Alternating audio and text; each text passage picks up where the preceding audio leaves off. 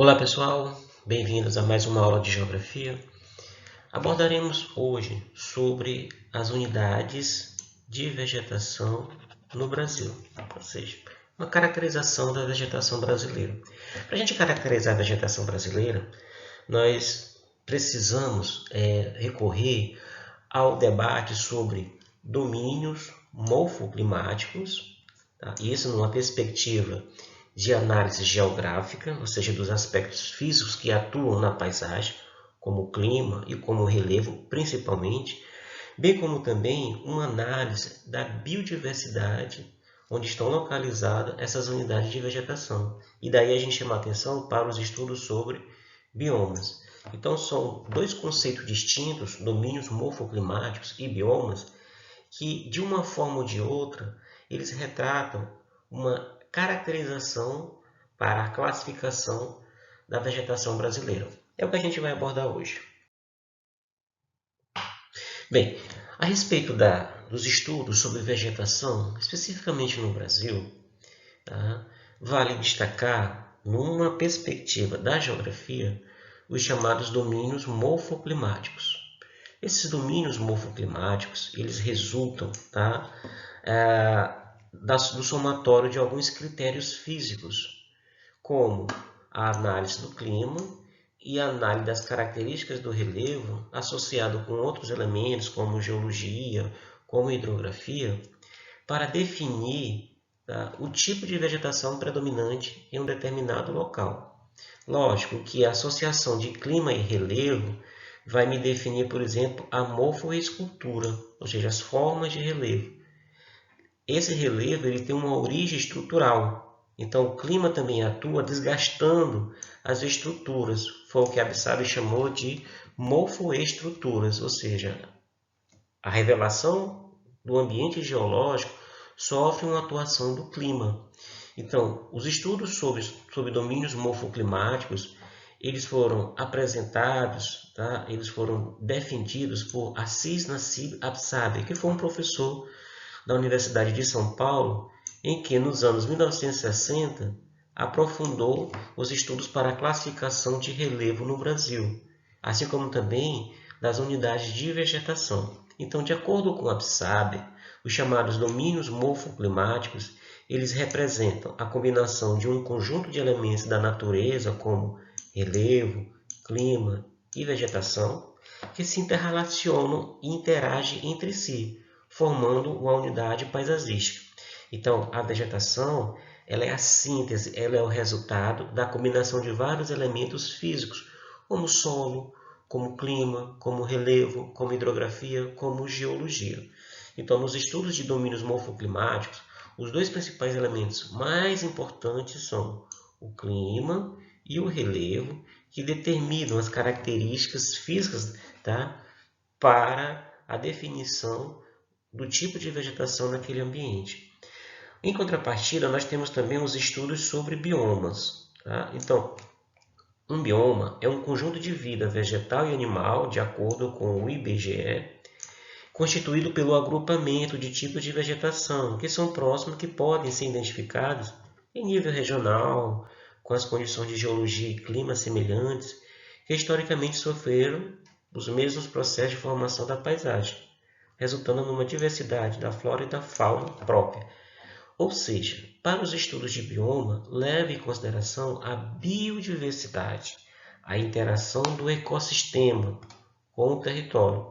Então, as características, por exemplo, de geologia, de clima, de solo, tá? A atuação da vida animal, tudo isso interfere nas características da vegetação. Então, enquanto os domínios morfoclimáticos, tá, levam em consideração critérios de clima e de relevo em associação, por exemplo, com outros elementos para demonstrar o desgaste, ou seja, a atuação dos processos erosivos, né, nas áreas de relevo, tá, onde o clima é um fator predominante e isso repercute na vegetação, o bioma considera esse conjunto de vida animal e vegetal, tá, em associação com os outros elementos, por exemplo, zonais, como o clima, o solo, a hidrografia, tá, a geologia.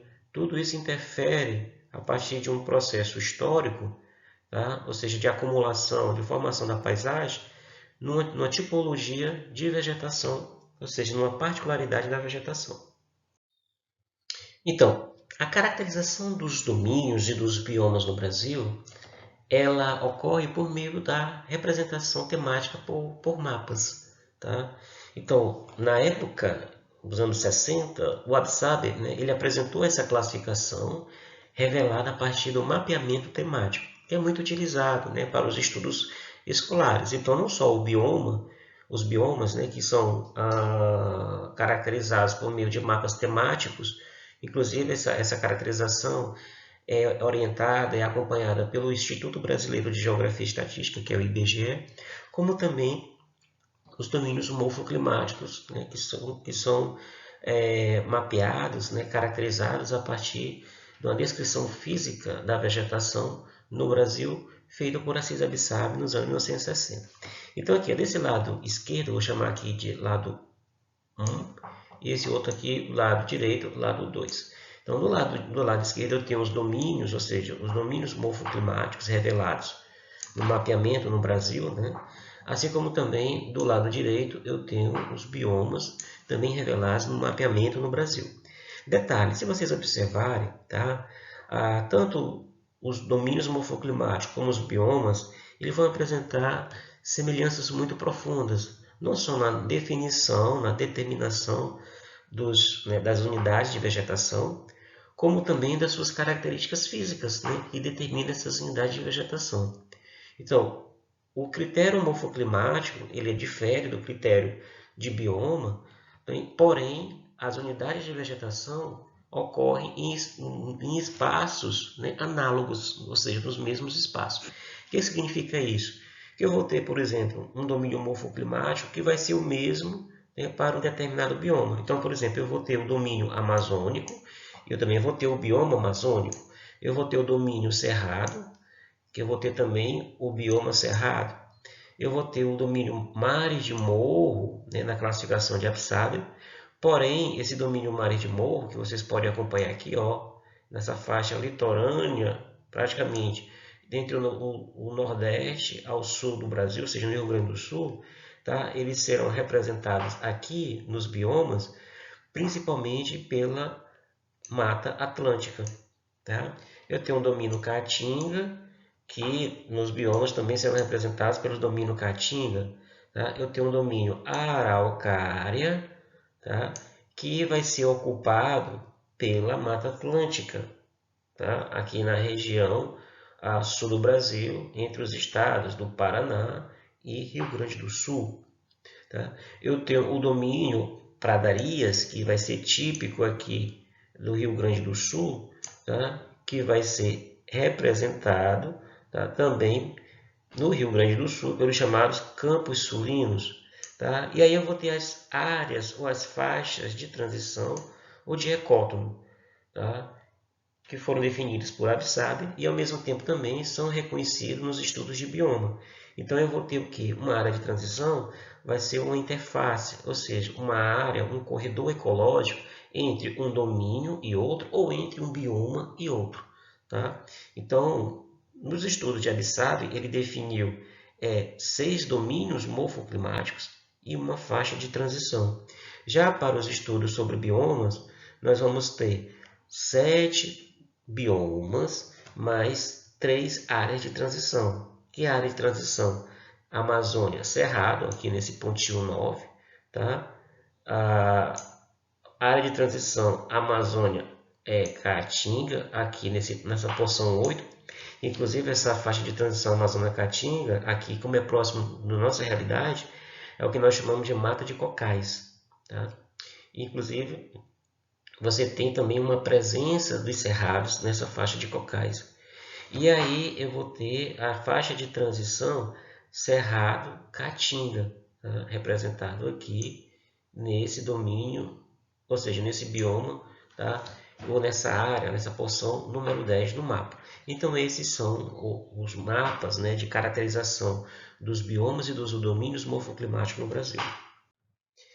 Então, considerando que as análises sobre o bioma é muito propício, muito comum para a área das ciências ambientais, né, onde se destaca a biologia. A biologia utiliza muito o termo bioma, né, para a sua análise da fauna e da flora. Em geografia, né, há a defesa de domínios morfoclimáticos. Então, aqui a gente vai fazer a análise desses domínios na perspectiva geográfica. O primeiro domínio, né, é o domínio amazônico. Então, ele ocupa a maior porção do território brasileiro. Tá? Quando nós consideramos as características climáticas, então o clima atua diretamente nesse tipo de domínio, em função do clima local ser um clima cujas precipitações são muito elevadas. Então, a abrangência do domínio do clima equatorial para o domínio amazônico, tá, faz com que as precipitações ultrapassem 2.500 milímetros anuais.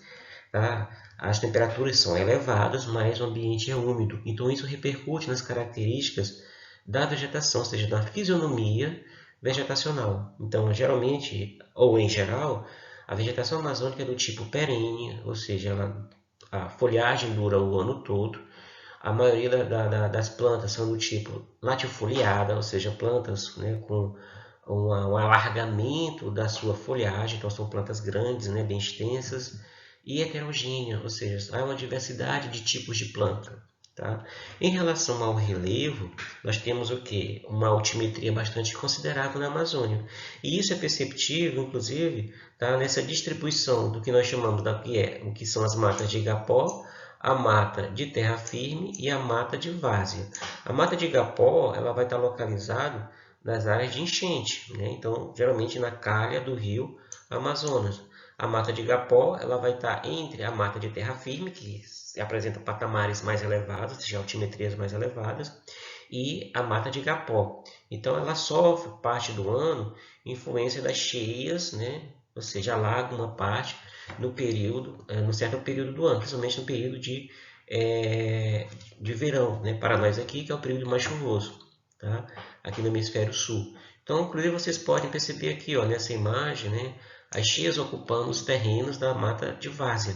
Já a terra firme não, são os patamares mais elevados, né? Na região do Planalto Amazônico, ou seja, nos planos mais elevados. Então, a altimetria, por exemplo, acima de 1.000 metros de altura, acima de 800 metros de altura, contribui para o poste vegetacional. Então, a vegetação no Planalto Norte Amazônico, né, sobretudo nas áreas de mata de terra firme, vai apresentar as plantas de maiores altitudes, né, como, por exemplo, as seringueiras, né, são muito comuns. Né? Então, plantas acima que chegam a atingir 60 metros de altura. Tá? Então, aqui já dá para perceber a relação do relevo, tá, com o clima. Então, você tem um clima equatorial e um relevo de planalto, né, misturado também com planície, que contribui na diversidade do tipo de vegetação na Amazônia. Então, aqui nessas matas de terra firme, que são as matas mais elevadas, é onde se encontram, né, por exemplo, as florestas mais densas da Amazônia. Então, é muito comum, né, o aproveitamento, a exploração, muitas vezes de forma irracional, né, de plantas, né, ou seja, de espécies, inclusive raras na região. Então, a maior densidade de plantas ocorre, né, no patamar mata de terra firme. Tá? Lógico que onde estão localizados os chamados planaltos residuais, né, norte e sul amazônico, ou seja, são planaltos cujas suas bordas sofrem processos erosivos. Tá? Então, aqui nós temos os chamados áreas de terra firme, né, na Amazônia, tá? Assim como também as áreas de várzea, tá? E as áreas de igapó. Então, aqui eu tenho as áreas de igapó, assim como também as áreas de várzea aqui na região do domínio morfoclimático amazônico.